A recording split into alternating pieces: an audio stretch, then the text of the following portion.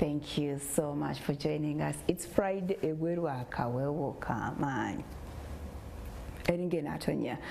but for tutuuse ate tukola ogwatu later gutweya mukola era ogutusasuza. It is MWASUZE MUTYA. We are crowning up the week. I think about gearing up for the Greater Massacre Fete. It is on tomorrow. Yes, Lugogo cricket over bali mukuyoyota H4 era by evening today tujja kuba tutesting amaloboozi. It's going to be a live band n'abayimbi baffe ab'enjawulo. So keerako is going tetukusalako keeki ng'ogamba nti ebivulu bya Uganda bitandika saawa emu ez'akawungeezi. No, kino si kivulu, eno nsisinkano. Lwakuba nti mu nsisinkano abantu basisinkana ate babeera entertained obutebowa. So ensisinkano y'emasaka yankya okutandika essaawa 4 emiryango giggulwawo. Gula ticket yo now oboja jigula ku mulyango. Osobola okuyitako ku Shell Lugogo, osobola okuyitako ku Jude Color Solutions, osobola okuyitako ku Vested Investments e Wandegeya, oba nojja ne wano ku Kampala Serena Conference Center. There is a table here nga ku Spark TV ojja kuba osobola okugula ticket yo $2 ku 10 ku million 2. So mujje tusanyuke gwe munnamasaka buvunaanyizibwa bw'okukwatayo omulala taliwe masaka n'omugamba come jantubalage who we are. Okay, we are going to make a statement. So welcome to the show. It's the 16th of September. I have the handsome Mugisha here. Nekansoken to Mireko, our very own Susanna Nanyanzi. Susanna Nanyanzi there is an anchor with Spark TV. Asoma Agafeyo. Happy birthday, darling. We love you so much. Thank you so much for being a part of the team to Kwagalisa Masariwa Malonji. Greetings from your family, the little ones, your mama, your papa, your husband, your friends bonna bakwagalisa amazaalibwa amalungi. N'abalala mwenna mwazaalibwa leero nammwe tubagalisa birungi beerere. Nze Farida, MWASUZE MUTYA.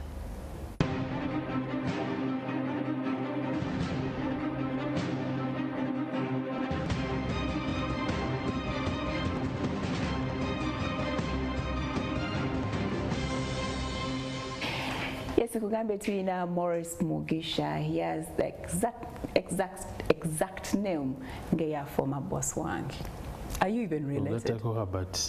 Your Habat? Yeah, my middle name, yes. Okay. I think you remember him. But he is the handsome dude. Big Brother. Which year was that? 2008. 2008. Yes. Remember when Uganda was represented in the Big Brother house in South Africa? It was Mugisha then. Navayo, but before that, he has been an actor for quite some time. Hand in hand. WPS. That soap was very, very amazing. Mwali ne former presidential candidate, the lady Linda Nancy Kalembe, yes. Nancy Linda Kalembe na yali hand in hand. Mwalimu Richard Chwanje, but Patrico, so many amazing actors. He was one of them. Because was Nyang'an. Nyanga Rudolph. Zina linga tagatanga wala avuka boku street bakayungiriza nyimirire bweru nengamba wano space akasete tekayita kuyita. Exactly. Okay. Yeah. Yes, that's Morris. Agenda kwatubulira history. By the way, he's made it to the global global scene. He was nominated for the Oscars. Pre-selected. Hey. Yeah. Pre-selected. Kata mubali pre-selected mumgeno kwera bali nominated. Okay. Yes. So what is the movie called? The movie is called Tembele. Tembele story ya Lugero wa mvuka ine miaka 29 ayina omukyala we basuubira okuba okufuna ka baby akalenzi. Tembele musanyufu nnyo ekyensuso naye Tembele ono akola ku kimotoka kya kasasiro gwe mulimu gwe. So mikwano gye gyonna gitegedde gimusanyukiddeko era essanyu lyonna libalidde okwo oba okitegeera. So olunaku we lutuuka ng'omukyala alina ozaala Tembele ne bamukubira essimu nga omwana afudde. Omwana yafa. Exactly. Emizannyo gituteeka ku bunkenke. Actually, kansoke nkumalire ka story, then I'll tell you lwaki tukikola bwe tutyo. Kati wadduka najja neyekwata neyetereza nga mu mbeera bw'ogimanya omulimu gwakola he runs the hospital, then he nafuna bad news amawulire amabi nti omwana didn't make it. So then Tembele alemererwa okukola ki okukaminga in touch with reality nga bwola abantu abasinga babida. Most people don't know how to deal with grief. Ebizibu bibakuba ne bagenda n'ebizibu. Kati waliwo bano n'agenda mu musonde wuwe n'ajjako n'amasimu n'agamba temunkubira n'agamba ne baneiba temukola ki temunkonkona. But then again kiri kyobadde oŋŋamba nti why do you lwaki mukola ekintu bwekiti. The art of storytelling is as such. There is no shortcuts. You have to tell the story the way it is. Otherwise, abantu tojja kukola ki tojja batachinga, because that's the purpose. So film overall is about mental and maternal health. I don't know how to translate that really. Exactly, which is a very topical thing in Uganda and globally. Katijukira post-COVID, some people haven't recovered, you know that, right? Abala babagoba ku mirimu, abala babachawa, abala bafiirwa enganda ezaali ez'omugaso ennyo. Exactly, but these are things byetutakola ki byetutatunuulira tubyogera nako okitegeera. So basically that film also shows the struggles, how couples stick together to fight a common problem. Then of course engeri yobakivaamu, how they walk out of that trouble. So Tembele ne mukyala we nga bamaze okufiirwa omwana baddamu ne bakwatagana ne bazaala omulala. Exactly, n'omukyala na era story eggwanga omukyala ali expecting. Kati wagizannya n'ogyerabira kubanga nze nga sigiraba. Actually tugisuubira okuba ku TV wano ng'abatuuze bakeradde bakiraba. Actually nagiproducing directing with a colleague of mine and a whole other team of mine. There's a DOP called Kuka Isaac, which producing a fena.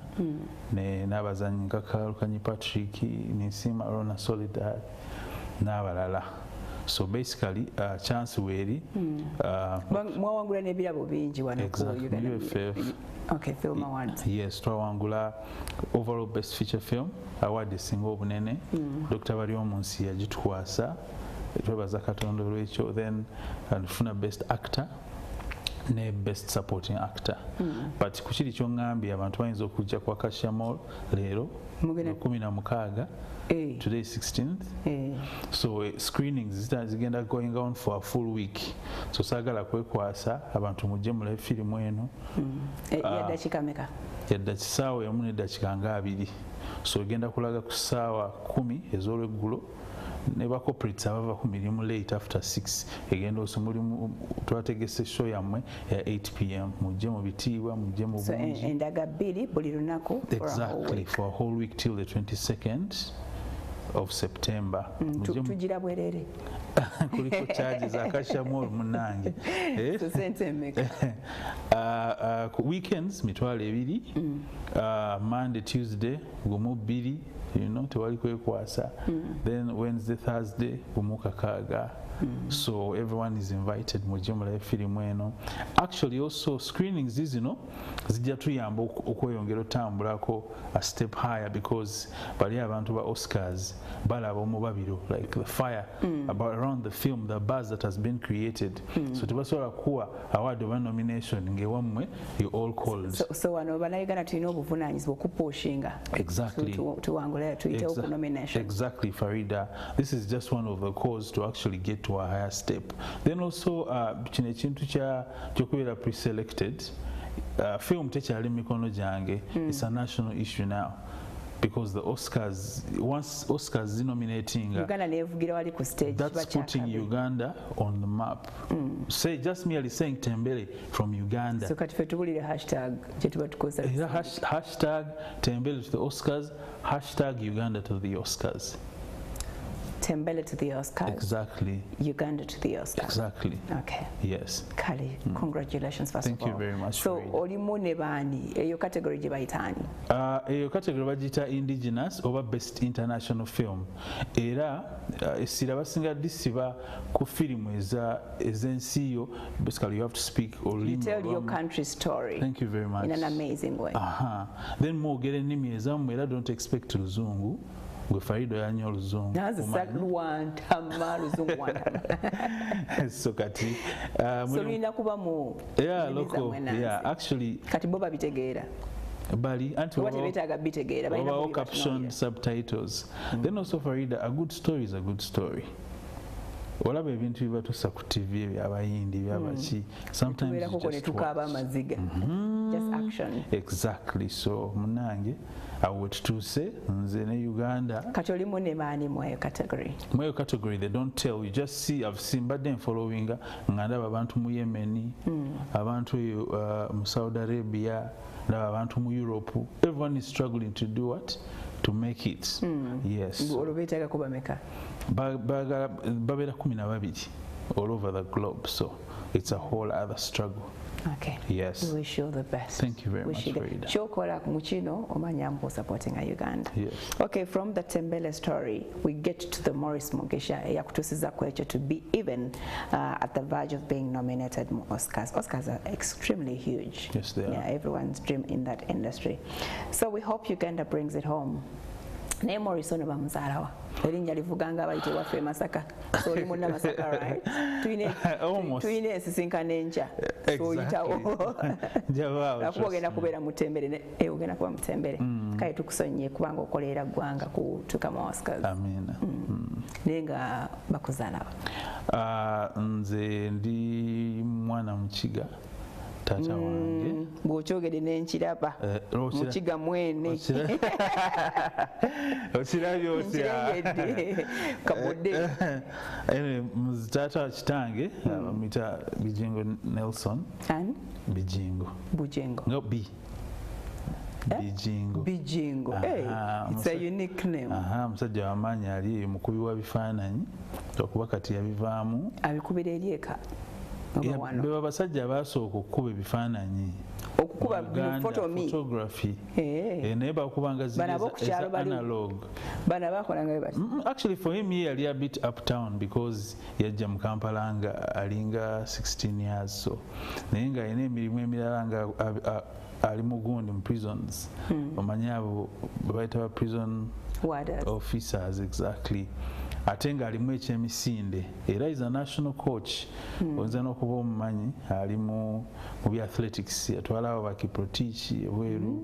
Is a senior national coach. Wow. Yes. So talents. Is a hustler. Era ebisinga twabikoppa kuye kati okuba nti nange nali nkuba bifaananyi before era nkyabikuba nendyoka nzira mugundi mu film. It's just to make it a bit larger and more meaningful. So mange bamita Jane Bijingo, mukyala yeddira mamba, bamita Nakamate France. But bwafumbira mukyala Muganda nnyo. Yavaawo gende okusisinkana Mr. Actually besanga Kampala. Era mu mizannyo egyo. My mom era akola mu Stanbic, then yali UCB naye nga netballer, because those good old days Farida oba ojjukira. I don't know if you ojjukira. I wasn't born. You are not born. Wali muto nnyo bambi kubanga nali nazaalibwa nga mu 1990. Anyway, edda nga ezo bujoola nga bolaba UCC oba Bank of Uganda nga kuliko team. That's how it was arranged. So they would meet like that. So sports would by the biseera ebyo abantu bajjumbiranga nnyo sports. Yes. So anyway, that's how they met. So abantu abalungi abanzaala. Ekyalo kya Mugambe kiriwa? Yoffe kiri Kabaale. Okay. Okay. So omanyiyo wakulirayo ko? Nakulirayo last month naliyo. Yeah. So. Okay. Kaalo ki? Kitumba. Gibakuzaalira bakuzaalira banzaalira eno bati ekikaalo ake waffe. Okay. So okuliddewo olwo? Banzaala nkulidde awo mu barracks Ruzira as an officer's son. Nensomera awo kusomera mumanyi Action Bay nga komera stage. Farida naye amakomero gamanyi age Kampala. Nze bansibako mu birooto. Okay. Interesting.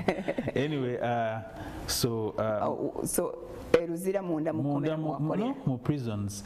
Prisons is not just Mbukomera. Ekomera eba inmates gye bali. But eno nabo baya balabira basibe bakyala baba officer balina departments enene nga bwolaba wano balina agriculture. So Komera is just part.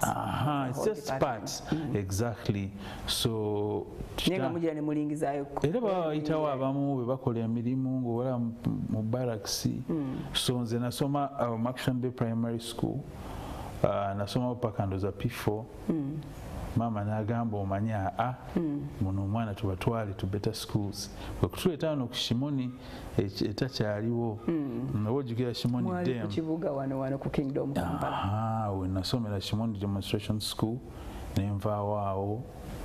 Olunga muva Luzira? Yes. Nga mutambula? No, we would jump on, you know, we have motoka nyingi za government, so we would either jump on those cars or buses or something like that. We even had friends who had, you know, more money. Bazadde bakola. Olumuli bameke ewaka. Ewaka right tuli munana. And we're just 2 boys. Yeah, my brother called Victor, then the others are ladies. All right. Yes. Let's take a break. Then tumale tulabe akavubuka katoka no ka Morris kakula katya to become the actor he is. He doesn't seem like an actor. Taboli calm, so laid back. Na yegaganula atya to be who he is now. To come out of our.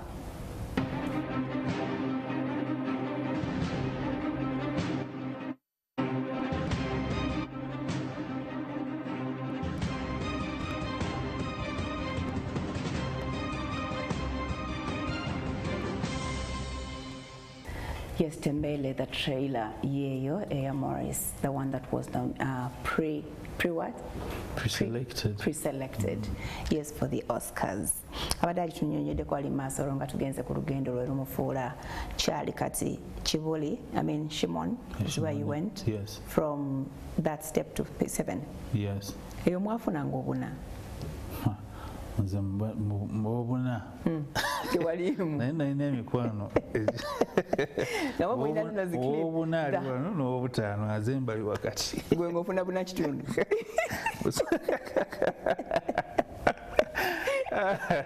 It's very funny. Tewali bookworm? No, I wasn't really a bookish person.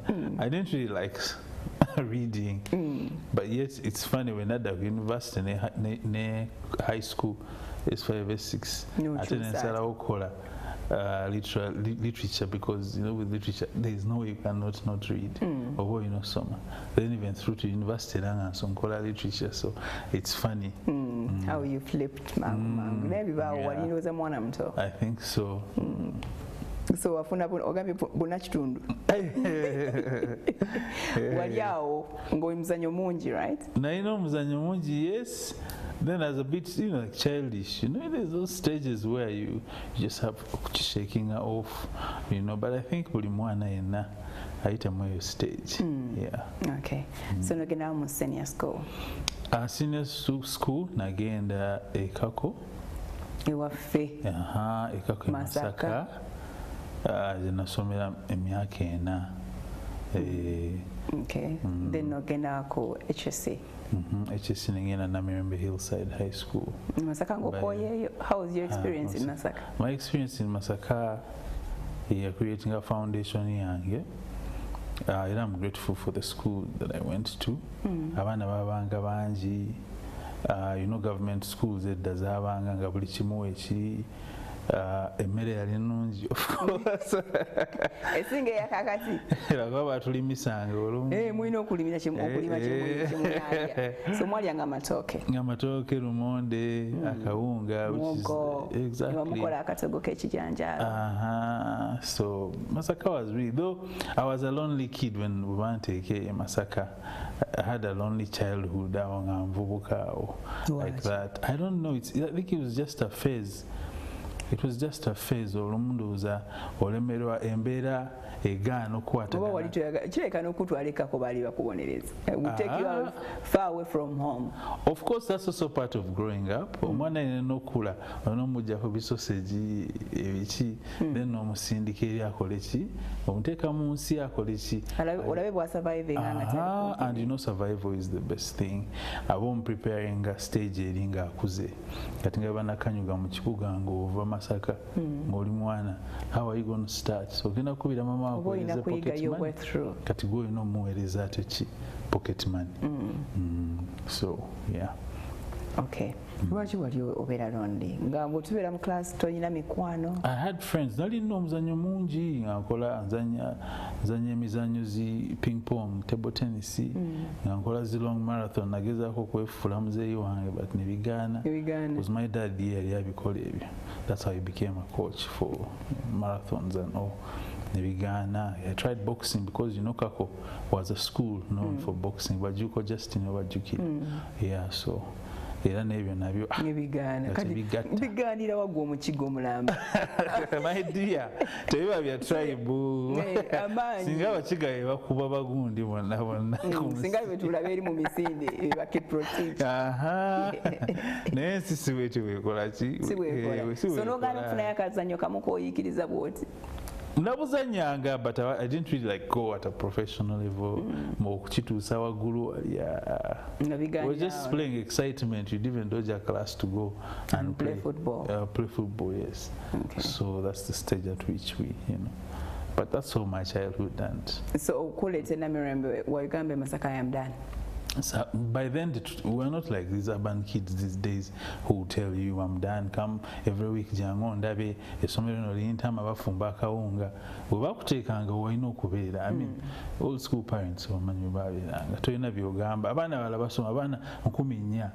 You out of the 4,000 you're saying esomero likoze ki likutami zimba eriryo zimba eriryo weesomese tugendera. So really ogambye emmere yalinga nnungi teringenda nenzijukira kawukumi tewabanga ne kawukumi mbijanjabi yabaamu but it wasn't really a big deal ng'okajja mu bujja n'osuula kasitoteekamu ebisiika abamu ng'akunyizaamu n'ateekamu apeta kinagweramu eyo kawukumi ageza.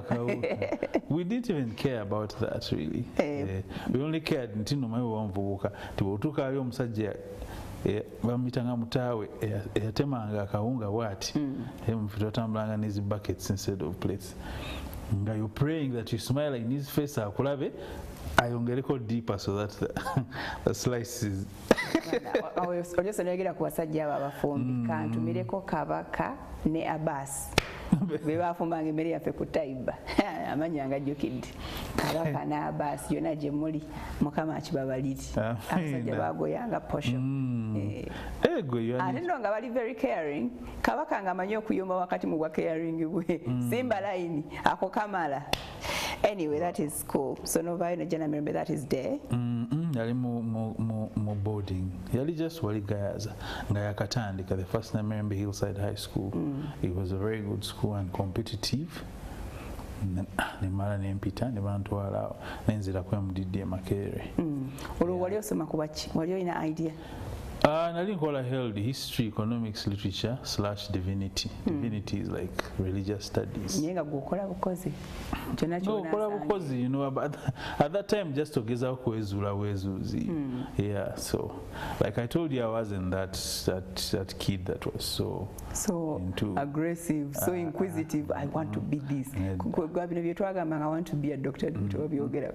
I wanted to be a pilot, but I mean, how many planes do we have here?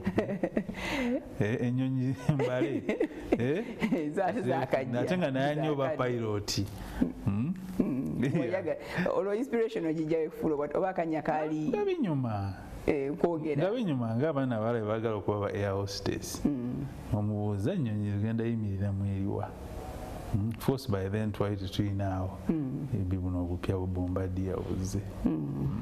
Okay, so Mazeko Uni, how do you start off? In the field,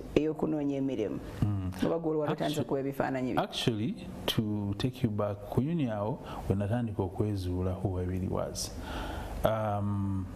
bwe nayingira ku MDD music dance and drama bamuyita musiru ddala ddala which I don't believe. Yes, that's what they used to batuyitanga nga balabanga mmwe abataafuna bubonero wala we're wasting time but you know history redeeming so nensoma nakola MDD musoma dance zena majoring mu drama ziba basics eno mu lower secondary ne upper tewaberanga active mu drama sabibeeramu nnyo nywera sabibeeramu but you tried. I tried to kyova nagambye awo natandika okwezuulira ddala mu university. I think it was just being childish also oba childish just oba oyitawo omwana atafaayo talina passion naye nga nali nfaayo alida togaa sifaayo atafaayo oba mwendi mu drama oba siriimu I'll still leave. The school will still go on ate nange nja kusoma ebitabo byange kituufu. So anyway namala diploma eyo neneyongerayo nenkola bachelors naye era ne majoringa drama literature ne communication because you see mu Bachelor of Arts and Arts majoringa mu subjects. So I zeroed down kyebayita African cinema awo nga lava etandise okujja already nali I was actively acting MDD ku diploma.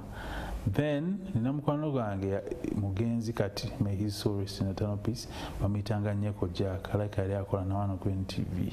I remember ye yali mukulukoko so bwe yava mu university ne batandika okushooting eyo hand in hand nga batandise owandiika so nali nakatonya mugundi mu bachelors nankubira because nali nasoma naye ku diploma nangamba jangu ogezeeko auditions zino tomanya come and try your luck.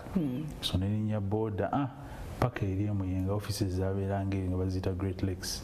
So ne auditioninga bwe bampa my first gig omulimu gwange gwasooka okuzanya professionally ku TV gundi bagitanga hand in hand nga totya jukira nali mpiseemu jukira wotukira ku yini egibawo almost myaka emeka ena diploma 2 years then bachelors emyaka 3 okitegeera so oba tokyali mumpewo eri exactly. So I got my first gig there life netandika. But even back then my backstory is that mzee wange yakolanga events nga mukubirwa bifaananyi. So as a child nganzunga naye mwezi embaga ezo zijjukiriza after party ozijjukira ataala mukwatira leeta amanda n'odduka emabega n'ogira ensawo n'omuwa like that. So ekyo nekigenda kintraininga olubikola mu embina eyo other brother Victor Victor when we were young yabeerangako but Victor is into banking so he's in a whole other level of institution so tali nnyo actively mbino nze mbirimu. Yeah, so that's how I started okwewumba netandika okuba ne vision. But of course nga omanyi campus yenna oba oli eno okola mikolo oli mu modeling eno nabeeranga modeling wa Sylvia Ori nga ndi eno mu photography basically bayita jack of all trades. Nkujjukira amawa wa modeling anga nnyo. Yes. Olwo modeling ani akuzuula? Ogenda n'oweesiba ku kintu bwe bagamba bannange ku NTV baagalawo abavubuka abeetika emmere olugambo luyita bwe bagamba nti eri wansi downstairs baagala abavubuka abatema emiti abatakoowa bikulema bulemi n'oddukayo because during that time tewabangawo mulimu guli definite for someone and remember oba osoma tolina mpapula. So you have to try otherwise jamaliriza nga toli anywhere. So wali okola emirimu ng'ena gyonna ne bino asharing ebyo wano Serena petwambaza t-shirt ne tugawa zi flyers zena zinako ne ku bino ebimotoka bya promotions okukira ezo group Africa ezo ziki nga ngenda timunayonoonya ki nga munyoka ne 5 webale ngo kigwera awo. I was very proud making my cool 5,000 wanonga weziri because omanya ojja nywa soda ojja lya emmere and I mean we call it a day. Bazadde nga wavaayo abazadde anti nali mu campus nga ndi nsula mu Lumumba Hall so my parents would check on me once in a while. Yeah. Okay. And your sisters, where are they now? Are they younger or older than you? I'm the eldest actually. Ndi muntu mukulu by the way. First born. Anti oyinza kuba first born ow'omuwala w'emyaka 26. Nedda nyawo. Ndi mukulu nnyo. So my sister Viola works for Mulago. My sister Pinky runs her own company called Pinky Fashion Events House. My brother Victor is into banking. Rosette is also into banking. Angela is abroad. She's married abroad in Europe. Then Lily is also into banking. So awutubatuweddeyo nze wa street hustler. Okay. Yes. So hand in hand, it was a success. Did it sell you? Did it market you? Actually, it very much did because it was my opener. He has good into the industry of acting. Then I mean, I can do this. Then combined with modeling, of course, it's all showcasing. So those combined efforts in full. And also nazanya ko kumizanyo. Bat Valley Theatre. Nazanya neba Katoluwama, Ashraf Semogeri. Those guys worked so hard to mentor me. I thought I called you very shy. So how would you manage it on stage? Actually, I don't know if it's being shy, but it's I would call it a bit of composure. Like, you look at life differently. I don't believe in being so hyper or being very assertive, because you see, even some actors in Hollywood like Johnny Depp, who is one of my best actors, he's also, people think he's shy. Yeah. Okay. Yes. So that makes us to doubt the Muchiga in you. They are very assertive people.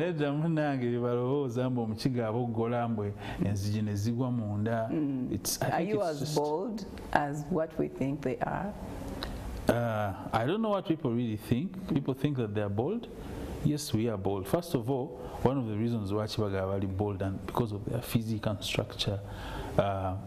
Naba lwaki babogola nnyo tekuba kubogola actually because of the topography. Babogola naye kikubuliranga bwakiraba bwakyagala. Okay, mia nja kubuulira ensonga lwaki Kabale alina ensozi nnyingi. Kakati gwe bw'obeera eri Farida, nze Morris n'embeera eri, sigenda kukubira simu. Please.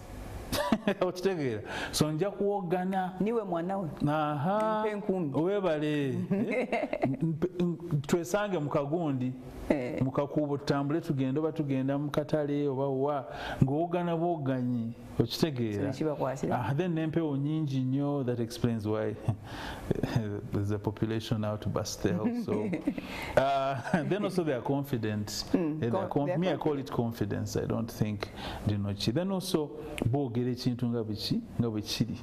Amazima gabayitirira. We call a spade. It's because it's society oba oyagala ebintu bakibikirire bakubuulire bakikuwe mu kaveera, but no. Temulina budde obwo. I am straightforward, I'll tell you. So don't mistake my composure for okay. Yeah, exactly. Okay, so was it also hard for you acting out more hand in hand? Of course, I had problems, but you see, chovola wabeerawo ba directors abakuyamba okukola ki kuyita mu role eyo. So I'm very thankful to that young man. Nyeko Jack Steven the late yanyamba okundaga ekkubo.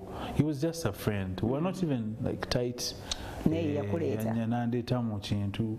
Then also banakakawo bajjukira Nakawa Agnes, Jennifer Kabanda, nasoma nabo ku MDD. I remember Jennifer. Yes, bali mu America right now. Bebanyamba okumbeezaawo, because indeed there's that element of being shy bw'otuuka mu society bantu b'otama. It's just a natural thing. So banyamba okumbeezaawo ne mmanya nti bwe oyagala kino okola kino, strive this. It's usually friends abanyambanga okola kyo penetrating mu industry. Okay, so oba mu hand in hand batandika okuscouting. After hand in hand, Uganda, of course, acting fraternity ntono. Even up to date. Farida nenkugamba nti kwako sente okube seri. Kwako sente okube seri. Okube TV seri. Anti ebe ino kuba continuous. You spend most time gonoonya abazanyi. abazanyi nga tuli bangi wano just mutumanyi bulyo ate gwe Faido n'azanya zonna role mulungi omuno. There are 16 roles, there's one Farida. You're only as good as one part. So ozanya just ka part kam. Ate bali wona babeegatta okuyamba okola ekyoveeyo. So basically neta nkufuna bu gigs awo mpola mpola oli munene kwata wali ku Bat Valley nazanyanga mu Diamonds Ensemble. Yo wazanya mizanya ki? Nazanya ku Bat Valley ne obanko jukira. Nazanya gena mu Lubiri. I was a very skinny chap, as invisible. You are not invisible, you are handsome. Would you get a hand in hand? I'm still I still am, you know, so. You still try. Slim, slender, tekaina videvu. Jamila swimming pool, every Okay, so ku stage anyways, endabika ebiseera bye nalyoba ndoza nali nkyalinga mu primary nga sigenda mu theatre. Okay. So olanga muli basajja bakulu mwina n'ebirevu. Anyway, so how did you join Big Brother? Big Brother nali ndi awo after acting in Bat Valley nazanya 1 year nenyingira active studio netandika okuba ebifaananyi as a photographer full time. Acting yali ekutame? Yali tentame, but nga we nagamba jack of all trades. Olaba kino ate acting nga mukola weekend yokka. Sometimes mukola temukola wabawo window period of 2 months nga temulina production. Ne mubeera mu rehearsals, not so? Teziba so intense. Okay. You can rehearse 2 hours here and go somewhere else. So netandika okuba ebifaananyi mpola mpola. I started growing my skill in commercial photography. Nga ngenda I'm dwindling away from events. Kati awo ntunuulira big picture y'okuyingira obulango because mbubaddemu for almost 8 years now. So netandika okuba kweyigiriza photography nga bwolaze billboards and all, then also writing commercials because I do that as a specialty. Okay. I do copywriting under more ideas. So netandikawo mpola mpola nga I'm just a photographer. Bw'ogezaako focusing on kintu, you have to give it obudde. Bw'ino kiwa obudde. Ogambe weeyigereza. Okay, you got some skill from daddy. Yes. Then nawe notandika okweyigereza. Kajuga nali nkuba n'emikolo. So nga bwe nayita omukubi w'ebifaananyi w'emikolo taba wa bulango. Lighting ebandala, technique ebandala, okitegeera n'oba ne keen eye eri creative nti abantu banalaba billboard banagamba ki bwe nkukuba kati for example ninga ngenda kuba ekifaananyi so gamba omanyi amutereko hue eya blue maybe in the back oba wano maaso nzije kube 1 point lighting for example nga mulinga olina shadow wano naye ng'ate olyoka eno ku bbali oba okitegeera. So I started to teach myself those skills mpola mpola. Awo ekya Big Brother wekyajjira kyajjanga gayitano bajja Fez nevaawo ne wajjawo Maureen omwali yali omusirisa ennyo simanyi gye yalaga naye kakali bweru etuliddeko nnyo abaana kati nze nayingira mu 3rd edition eya Big Brother. Trust me, ze saabiri nako. It wasn't sibi ebintu bye nali ndowooza nako oba bye nali ndowoozezaako because I was too busy chasing a dream. So mukwano gwa bamuyita Mickey Dad akolawo Kabira yaŋŋamba lumu ng'ajja okunkyalira ku studio nangamba Morris waliwo eno opportunity eno lwaki togigezaako nemugamba muzeeyi wandinvuddeko nemuga Mickey nesonyiwa okule. But you had watched on whatever on internet on my particular clips. I told you I didn't have any interest moving to a Big Brother.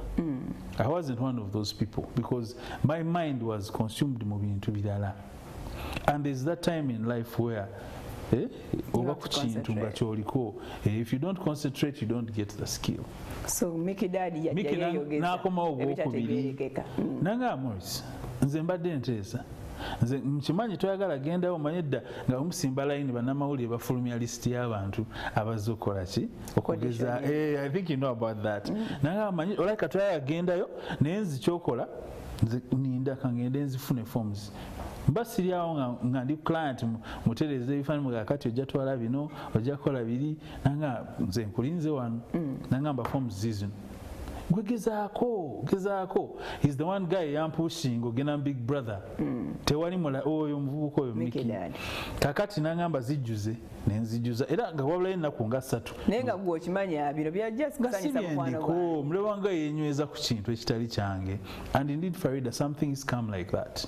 Some things tolina bikolerera nnyo. I don't know if you believe. I know ngombe eriwo egamba olina okukola nnyo olina okukeera olina okukola at midnight. But some things just destiny ekola ki esembeza busembeza. So Mickey nanga kati zijjuze zimpe ompe n'2,000 eza boda. Nemuga kale kwake 2,000 nazitola nazidropingayo. Katukomewo. Bwamala kudda. All right, Maurice Mugisha here. He's the guy behind the Tembele movie. Eri abadde pre-selected for the Oscars. So he needs our support. Go push that hashtag Tembele for Oscars. Uganda for Oscars. Tulabe nti naffe batunominatinga. And you never know, we could bring that award home. Tumbula katono nnyo tukomawo.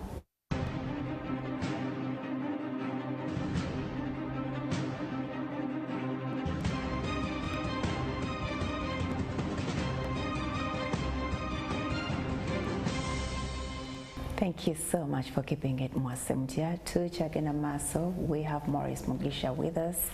Yes, he's an actor, he's a movie director and producer. He is a photographer. He is, Uganda's representative to the Big Brother House in 2008. Tukomye bamutesezaayo ebigundi mu ngeri ya kwegayaza tayagala. After that, actually after that ngenda olaba nga I get a strange call nga digits nya. There are those phone calls that you get nga tosobola kubako. I think it has happened to you before. No, zingani anonya atagenda kwa mu Big Brother. So mbandi mu taxi mva side zentinda tusenga one day. I remember very well. Omuntu ayogera eddoboozi siritegeera eddoboozi lye. Tongamba nti Big yennyini yali ayogera. I think Maurice Mugisha. I think it was one of those assistants that just agezaako establishing oba muntu yeggwano. So what happens? Nga receive ngamba I can't sikuulira bulungi nga nkwata essimu sikuulira bulungi neddamu onkubire please call me back. Olwo nga ngenda ku studio omanyi one of those days where they call you nga to oli ku boda taxi. Nali mu taxi then. So bwentuuka mu studio awo nensooka nzikakana nfuna ekikopo kya caayi nenzira ku ssimu neŋŋamba wait a minute waliwo omuntu ankubidde eddakiika nga 10 emabega nemugamba lindako muntu ki kamuddemu mukubire ngenda otunuulira ennamba ng'ennamba teziwera nkuba tegira neŋŋamba kiki kino nenkijjako samugamba because teyaliweera awo ate teyali takola nange nga ye ava mu bintu bye ebirala alina bizinesi ye nze nga nange ndi eno mu bifaananyi. So nga tekindya nnyo nga neeyongera maaso okukola ebifaananyi byange mpola mpola bakilanti nga bajja so nga nzira ng'essimu ng'ekuba the same number ng'okwata neŋŋamba mukwano gwange kamera obeerawo ba assistant neŋŋenda mu kasonda neŋŋamba hello, is this Maurice Mugisha? Nemugamba yes it is speaking.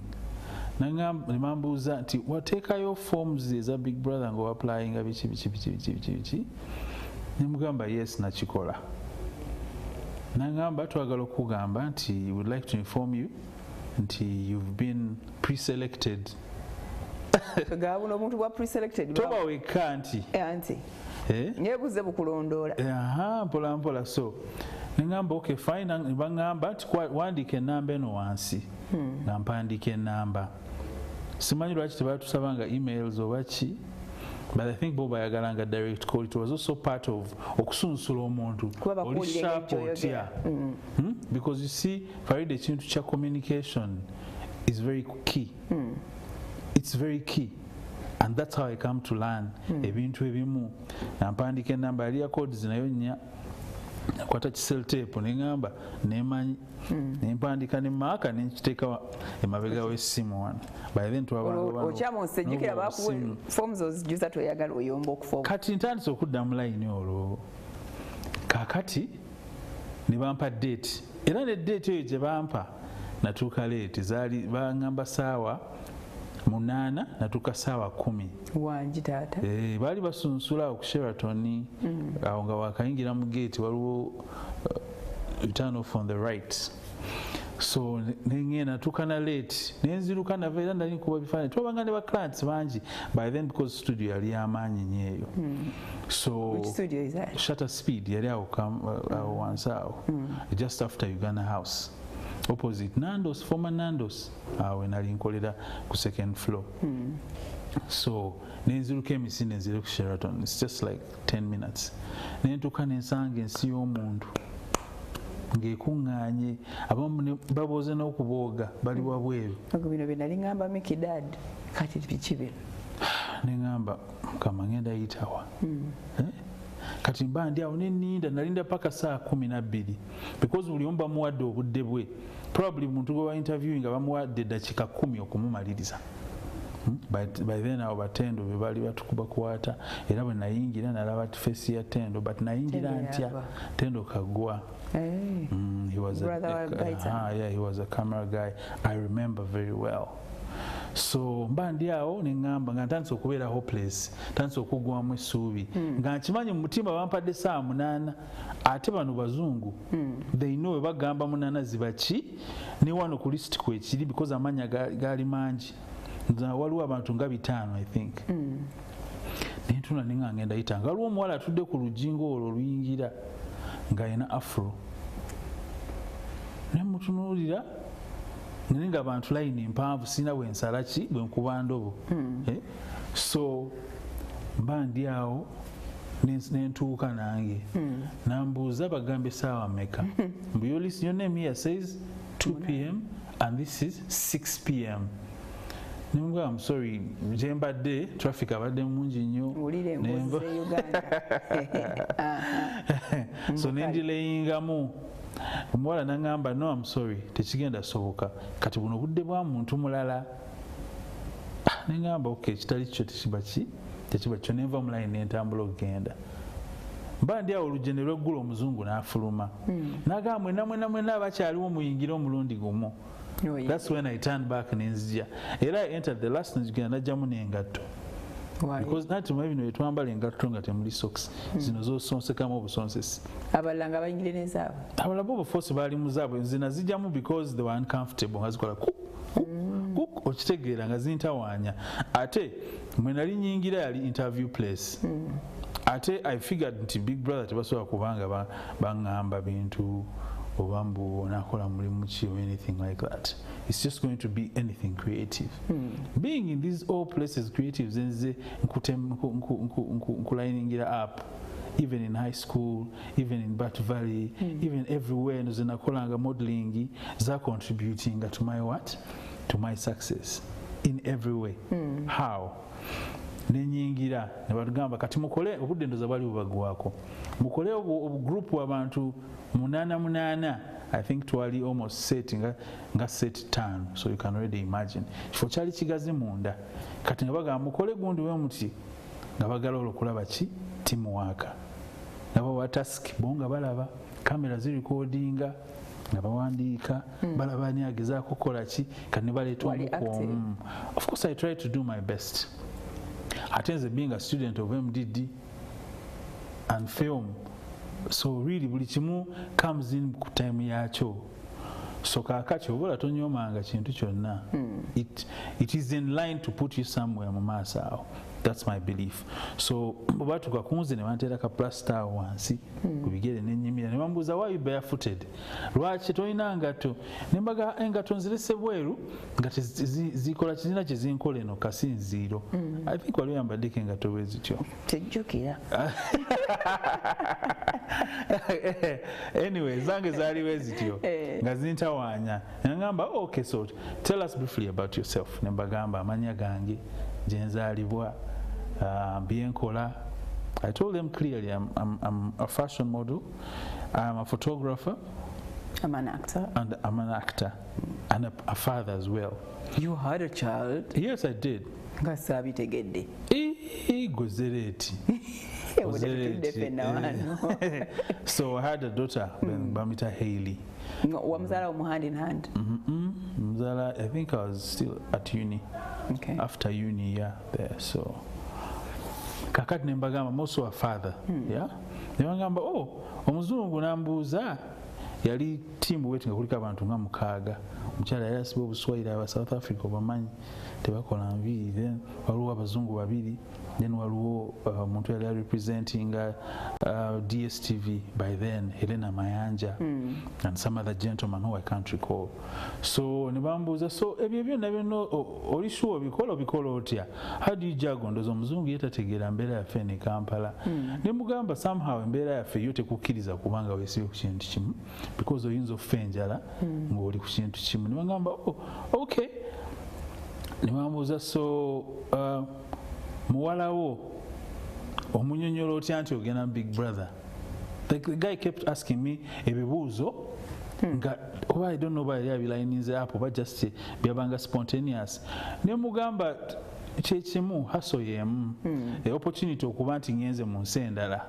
Will open her eyes nti no ensi tetandika era tekoma mu Uganda. That's what I told the guy.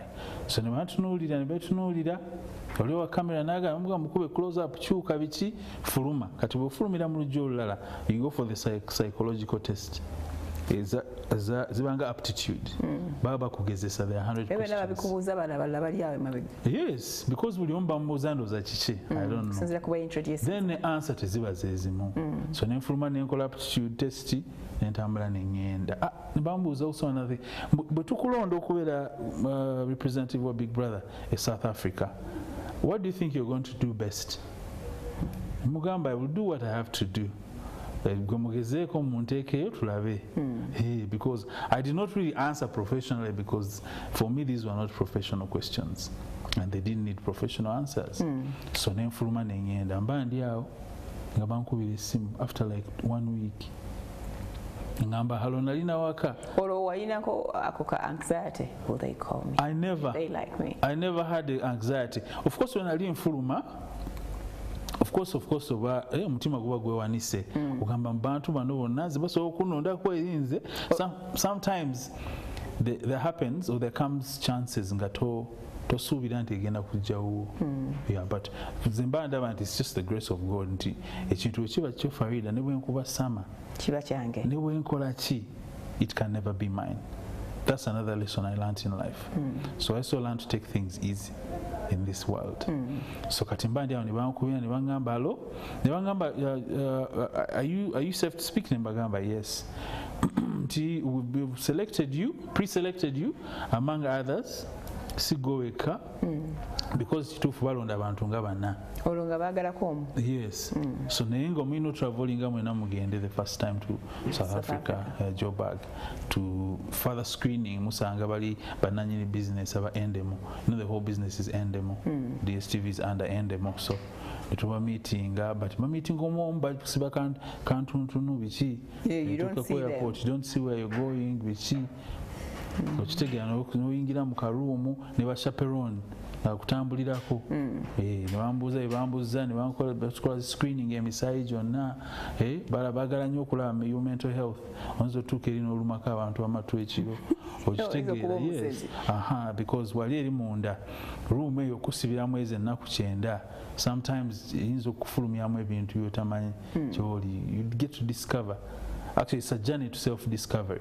Nti bwe banteeka mu ruumu n'abantu 15 besitalabangako, omu ava Botswana, omulala ava Lesotho, omulala ava Kenya, abamu bali ebisaanyi mapani worms. Waliwo n'abali ensenene. N'aba ensenene. So how are you going to relate? So munange bwambala tukolako ezo tests ne tukomawo nenkomawo because I never got to know who was going. So mba ndi awo nga bankubira olwo wayiseewo bbanga ki olwo wayiseewo wiiki otandise okwelaba mu house awo ntandise olaba vision but nezirayo ndabe ezo zigundi z'abagayitano ze baalimu ne Maureen nga ndaba like the aura like like life gye babeerangamu, how they used to conduct themselves. Naye abaana abalala nga abali abawangulako before nempita ayitamu just to okumanya what I can do, what am I getting myself into, but it was all a shock. Like it was a shocker for me. I never got any stage preparing or kuntegeka teyaliyo. So mandi awo nebankubira esimu nebagamba tukulonze, but you keep this thing discreet under the rugs. Tolina kwogera namawulire. Miki dadi tewamugamba? Ebyo byonna kati story yasooka of course namugambanga ye. Namugamba naye muzeeyi omanyi kyolina okukola, tolina kugamba omuntu yenna ojja kundeetera obuzibu. It's not good for PR because they want to surprise the world with the person gwe balonze. Okay, which other person did you tell? Your mom? I think I told my mom. But my mom naga ne mtawani wange ebintu ebyo ogenda mu bimanyi oli sure tebakusabye sente za visa, like parents always worry about money. So mama wange yasinganga okweraliikirira, but nalina ogenda ku high commission in South Africa kuba babangamba ngende, but bo ebintu ebyo bya too organized. Wotukira otukajje noga hello is this Maurice amanyi gakadde ngoyingira eri baba bakusuubira already visa, hassle free passport baba kona mbukonye naku kyenda, because you're going there as a national guest or something like that. So nyebalonda wonze, one thing led to another. Mubana abana selecting who else was there? I just remember one guy also who passed on, who I will not mention. Some guy who had a master's from Leeds University. I got to meet him after and I partied with him. Nayokambulira but so nenesangeyo ngandi South Africa. On the kati awo ebbanga lyonna lyebakugamba, how long did it take you from when they confirmed you as a representative for Uganda to when the actual day came? Tebalina biragiro bye bakuteekako ng'oteeko don't say. Ezo contracts ezo zebayita non-disclosure. Ezo kitegeera zendi ezo contracts ezo zebayita non-disclosure. Bwe mba ngenda kukola deal naawe obanga ogenda banga ku billboard ez'amaanyi mu Africa, Farida, they make you take gogenda ku head office nagamba non-disclosure oba ozimanyi naawe the business gyolimu oba ogitegeera kati you can't make a mistake. Togenda ng'olaalaasa obuulira buli omu kati bwetugamba ogenda beera ku billboard oba ku TV nga bakwanveiringa, then unveiling kiba kitegeeza ki? Oba we unveilinze dda mu nsi tininga okwambala gawuni yo before nobagamba bannange ndi wano nopostinga. So it was more like that. Kati signing ezo non-disclosures, the contract enene yali waiting eringa Bible. I don't remember reading some of them. But did you ever sit Hailey down? Mugambe, I'll be gone for 3 months. Namugamba, but she was too young to process that. How old was she then? By then, I think she was, I don't know. Okay. I can't remember how old she was, but she must have been around 6 or 5. I don't know. She must have been way younger, So by then I was a male model. As a male model, atenga ndimu fana nyinga chiwago chinji amaanyi energy nga wefaako nnyo saaliko nnyo nnyo byakwefaako just as a regular guy. You regular back door. Naturally gifted. Anyway, so D-Day comes, the unveiling. Yes. Go, wali totya? Actually, that was the most scary bit. I think by then I think I believe so, because all this time naitanga nedda era nalisikenanga Kenya before. So ninya nasanga journalist omu ku nnyonyi nankaza olagawa musajja mugezigezi nnyo ngayagala kakasa ye mugezi just ya smelling a rat. But by then olugambo lwayutandise otambula nga boogera Morris, but by then ndali siri nnyo natutumu nti basobola okugamba Morris nga bamanyi namesake Morris Mugisha, Morris the anchor, the big guy at UBC now, then Morris Kia. the artist. So those were the names ezaali. So kati yali agenda to cover? Nedda ngamba the journalist. Simanyi kye yali agenda because bangamba toyogera n'abantu. So buli we nalabanga ate nemanyi nti ono journalist. Nenteeka akaveera ku mutwe nga saagala kwogera kintu kyonna. Akaveera kano ak'ebibiri oba kiki Osofia in London? Ekya Sofia from London. So olugambo lwatambulanga balowooza nti be bali ba Morris sinze. You get it because sometimes your names can clash. Nga boogera ku Morris ebyembi baba banoonya oli gwe ne bakima gwe ate nga bagamba yeggwe. So nentuuka eri ne bampiikinga. So amugamba you're on a business trip? Namugamba I'm just going to check out a few friends here and there. Nangamba are you sure? Namugamba yeah bro bwe kiti bwe kiri. So nentuuka Joburg I touched down I touched down when touching her down nga waliwo abaninze ba chaperone baba bawanise erinnya lyo n'ekipapula nga bakulindiridde mu waiting. So kakati ne bantwala ne banteeka mu gundi tebalina kwogera. Tebakusiba leero bininkini? Anti era bwe bukantuntunu bakusiba. So ne bakutwala kati gobo I think already gobo okimanyi muli mu system ti omuntu waalina erinnya lyo talina kuba mpozi nga agenda ku kidnapping. So ne bantwala ne banyingiza mu hotel bali bagita Indaba. So at what stage oba kusiba kantuntu? Awo nga ntuuka awo naga please put this on your face. Okay. So nengenda mu hotel. Journalist yata kugoberera olwo nga naye afuse. Anti kati ye naye alina bibye byagenda nze nange waliwo antwala. Kinga tunatuuka entebe gwe ng'ogenda oba Masaka. At least exit ebeera yemu. Teba yemu but still. Okay. Mwesanga mugenze in different places. So basically when natuuka ne banyingiza mu hotel ne bampa room yange. Ne mmalamu 4 days. I think that's what was happening ku buli Big Brother qualifier avudde mu nsenga. Olwo okyali ku kantuntu. Kati baba bakakugjeeko n'oyingira mu hoteeri kati nga breakfast ebeerawo buli kimu kati makeup artist ajja ow'engoye najja nga kubalira olwo entrance balina grand entrance gye bakola oba okitegeera kati oba olina okuba nga yo dress to kill. So bagamba bagezesa engoye zonayambala akaviiri ne bakuyoyoota ne tulinda 7 p.m. where you come in those Porsche cars and camera, it's all lights, camera and action, gliss and glamour, cameras are rolling, lights. By then yali Kabero yali present over dreadlocks musajja muddugavu. Man, I had never seen showbiz like that in my life. It's just blinding.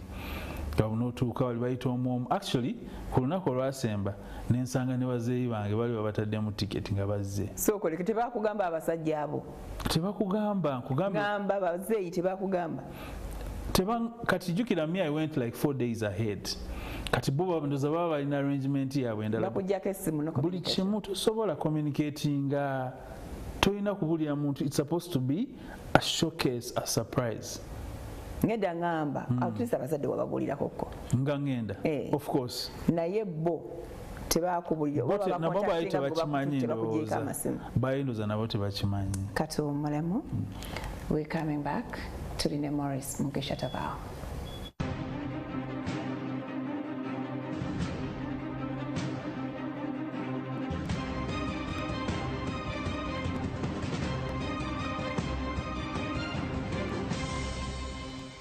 Okay, tunatera kutuuka ku nkomerero ey'emboozi ya Morris Mugisha.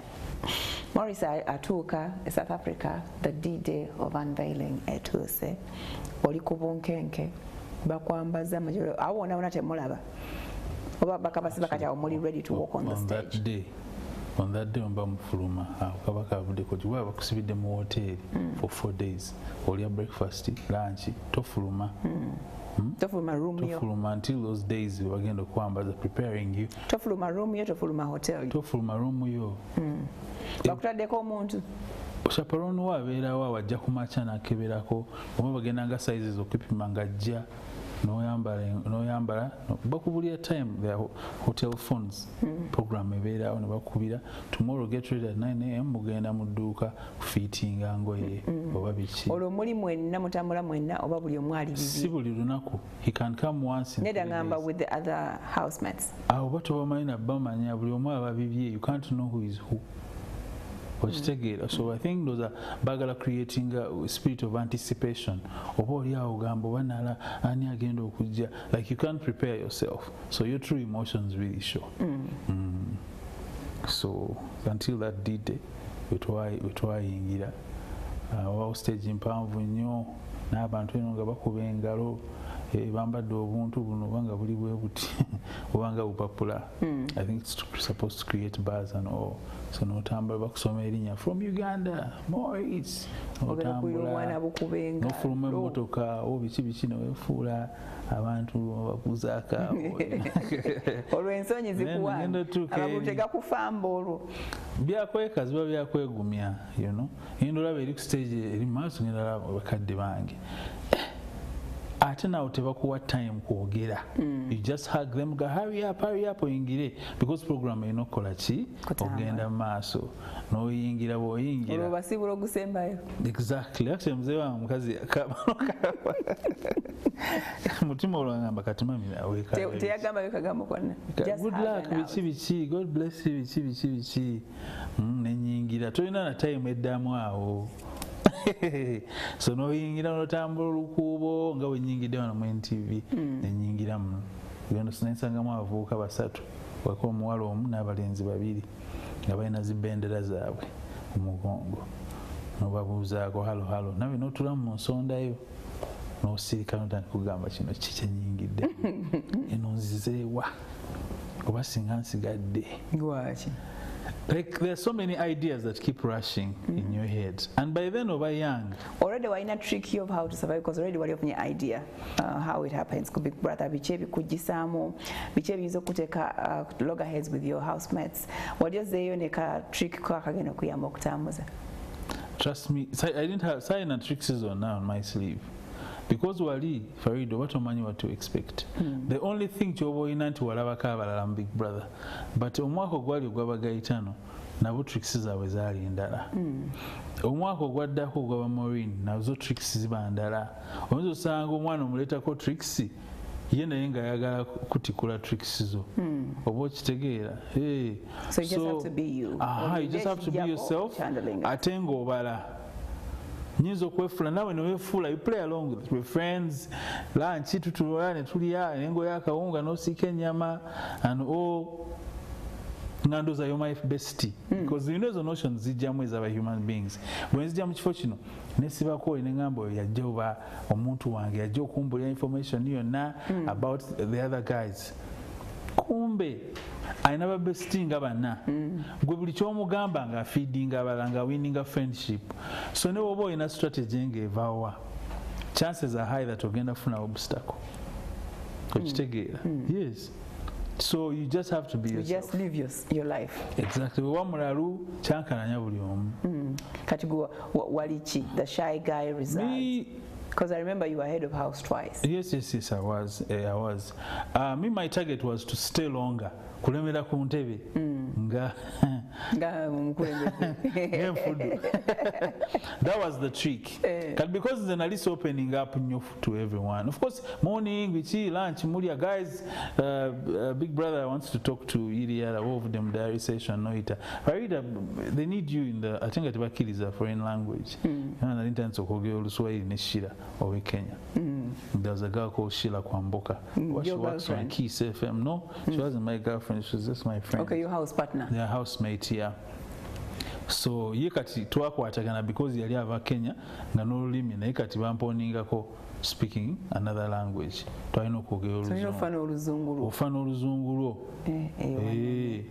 Okitegeera kati oyinza osanga abaana ng'oli alaba nnyo katuuni oba azannya nnyo video game kati gwe ng'ate oli mu bintu bazibakkiriza video games once in a while baba baddenga maybe nga mwapresentinze bulungi ne babaguliranga pizza ku weekend bane babalitanga balibanga ne disco ekiro ku lw'omukaaga naye ekiro ekyo bagoba nga preparing enkeera waliwo gwe bagoba mulinga abasiibula mu celebrating someone going to get chopped off the next day.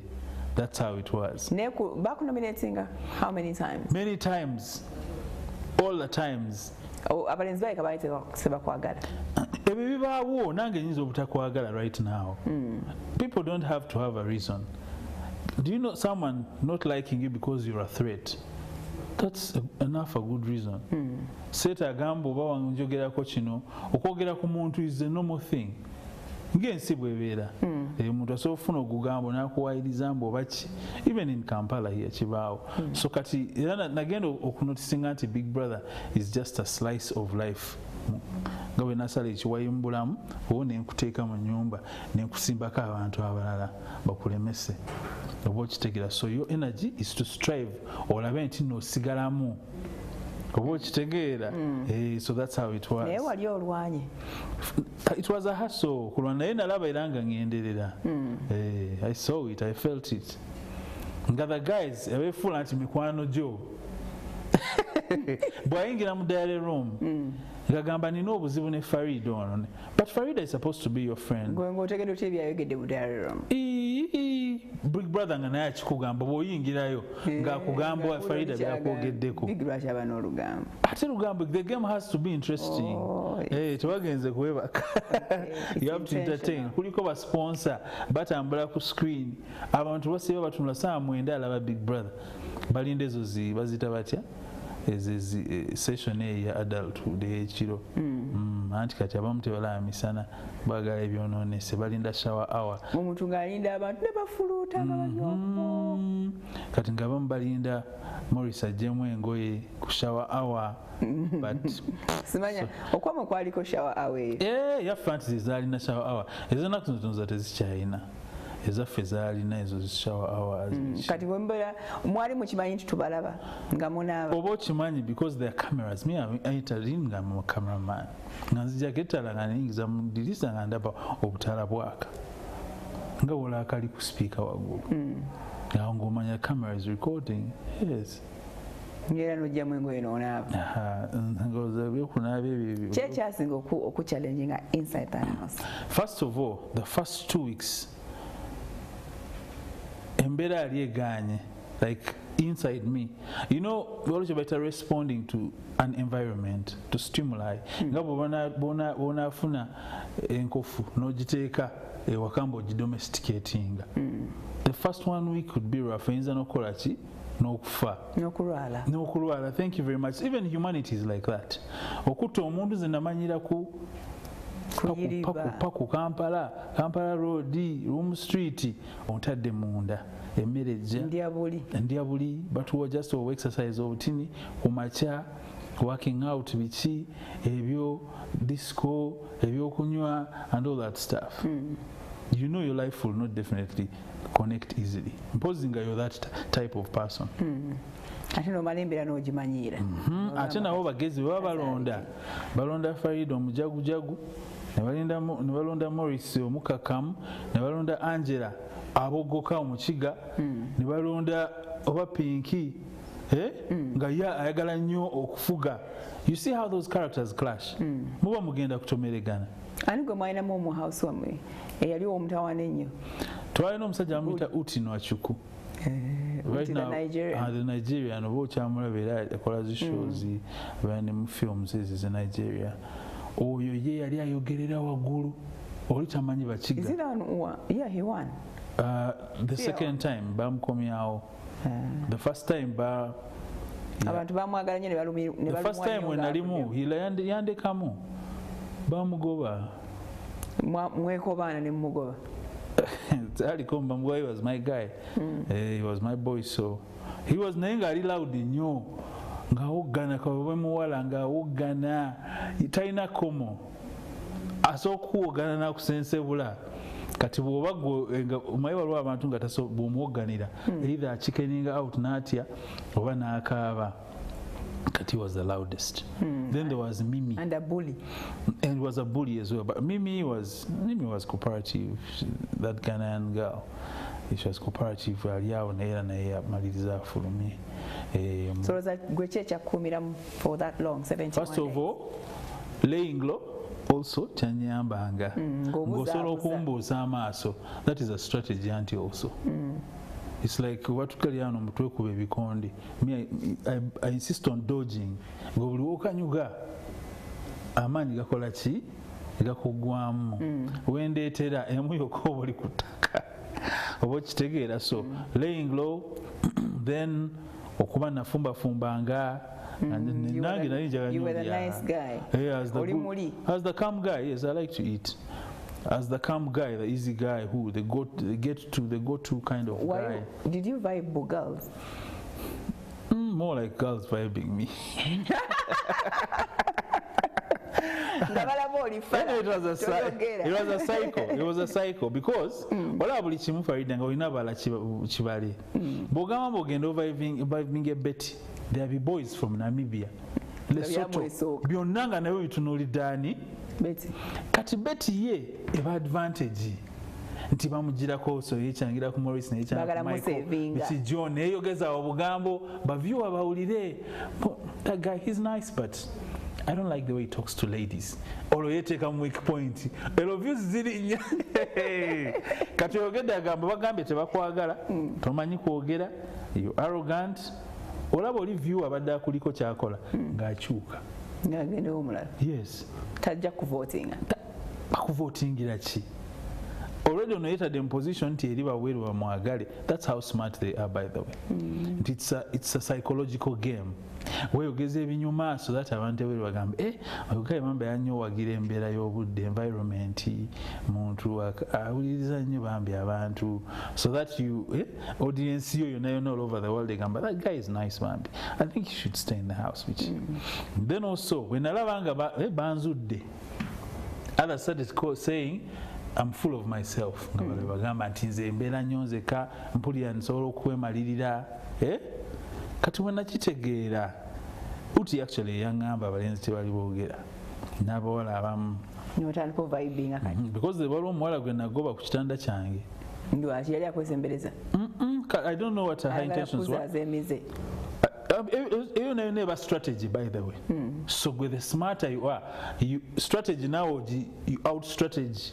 Wamugoba koti. Namugoba manyi man, vida just scared of my bed. I just want to be alone, man.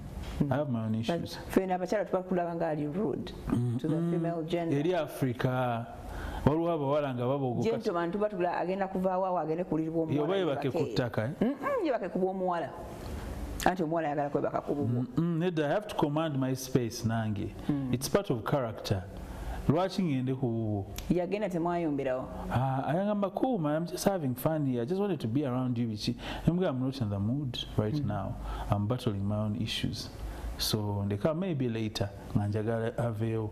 Kwa bwabakubulira nanga ate nembeera awo. Remember you spent all this time, you're spending days, 71 days in the house locked up. We are human beings.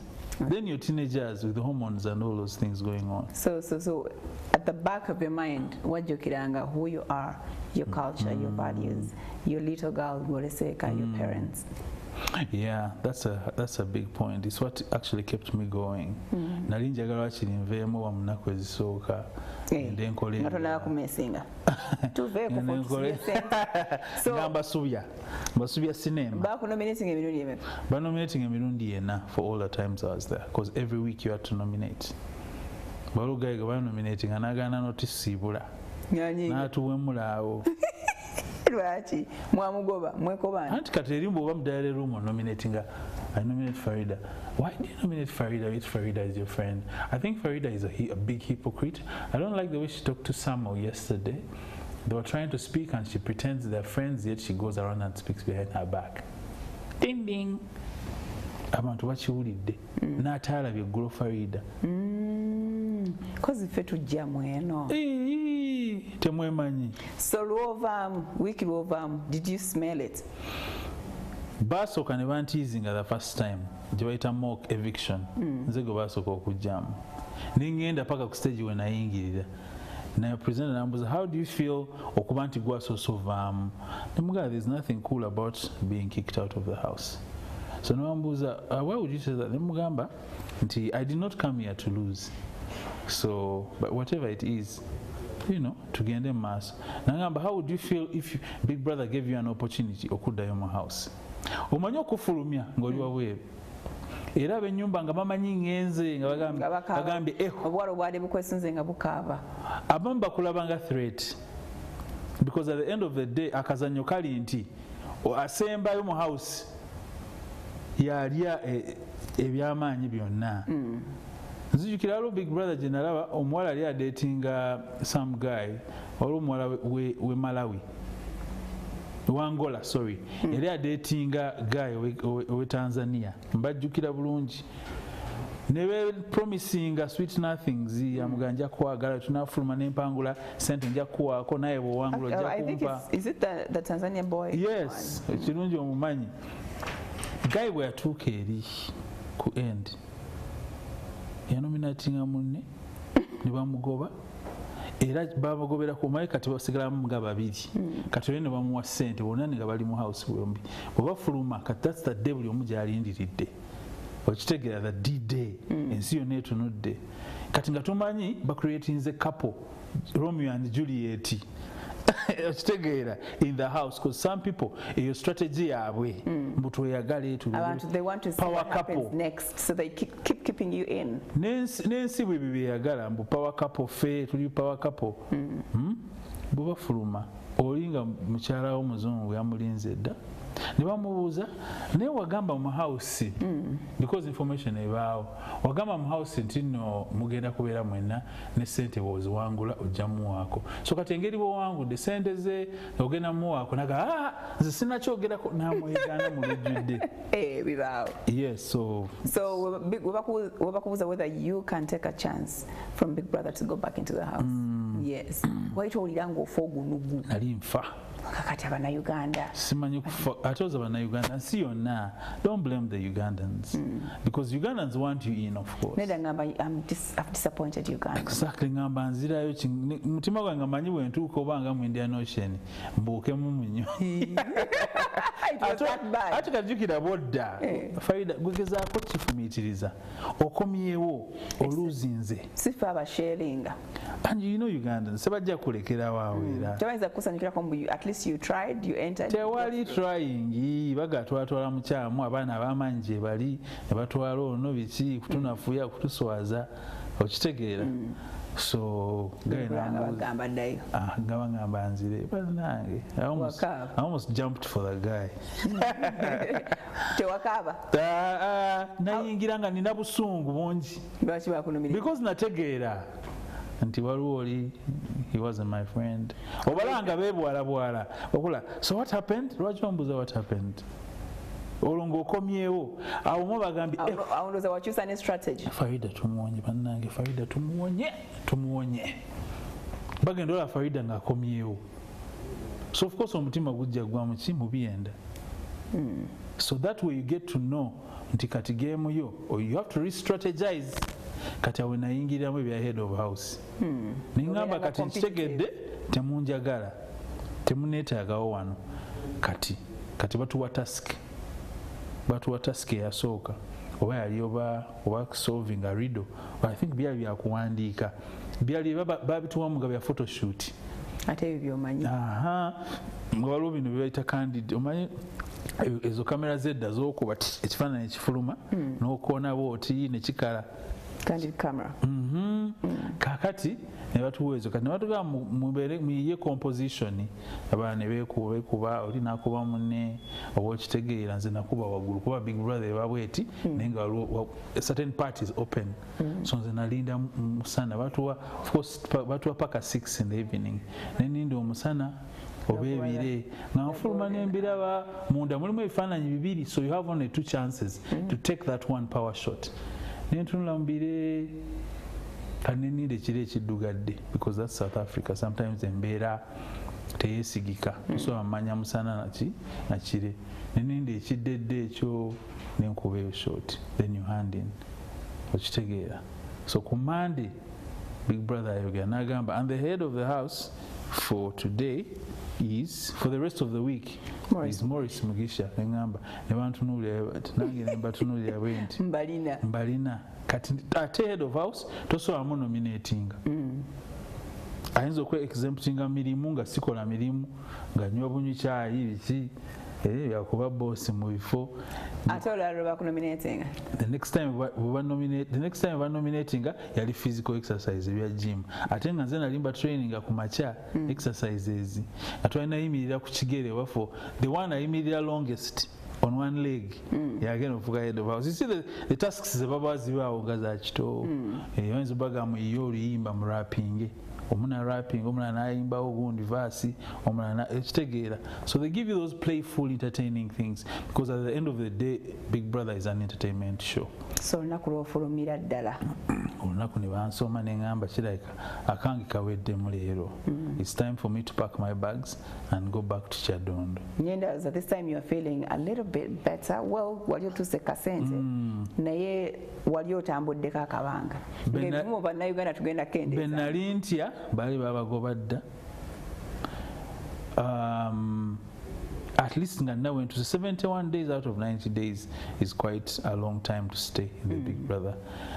So I was ready to face my fate. If you don't face your fears, then Nyenga chagula a lot of opportunities for you. Opportunities came through Mpola, you know. I came back. I so can in South Africa for a while. In terms of agencies, because already you can nkola and never find any behind what is the cards kuba ke bifana you like ononya cheyo. Aha, because enaku visa yange ere kyali kwa obero child in their hands or bakati baba bakutadde ngofulumye olubaba kuwadde ku sente.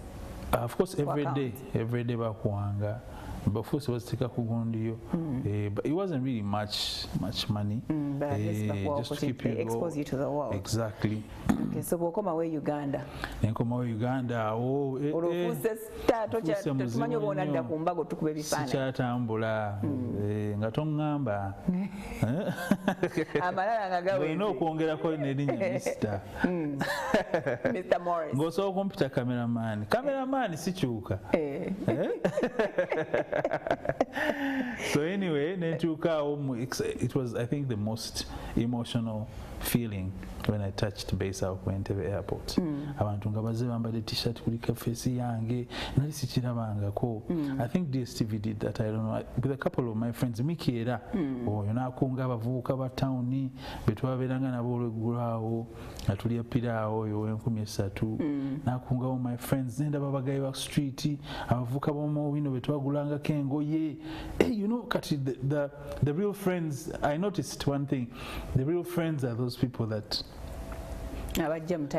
people who love you with no inclinations. See, I don't like you because you're in a certain position. My daughter is also there, but I say I was so excited. Okay. Yeah. Unfortunately, you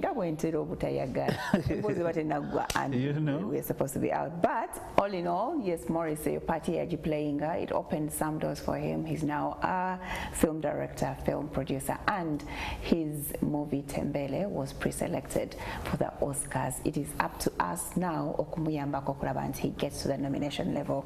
I mean, how do we do that? Keep pushing. Aina casting babita batya ebiri kwakashemo mu theater again bagenda just begin social media. Yes. Okay, but pushing the hashtag is Tembele to the Oscars, ne Uganda to the Oscars, but also go watch his movie Mo Theatre while you Mall starting today, right? Yeah. Till the 22nd. Yes, of September. So let's support him to see us win. Will it be our first? It will be the first time Uganda is making a shot at the Oscars. Yes. Okay, we wish you all the best. Thank you very that's much. It. Nange nyongera kuba kowola until the fete is done. Temuja kuda mukunda bako. Okay? Niyamba kumande nja kuda but tudde mutusinkane enja wali Erugogo Cricket Oval mu nsisinkano y'abannamasaka. God bless you and see you then. Have a beautiful weekend.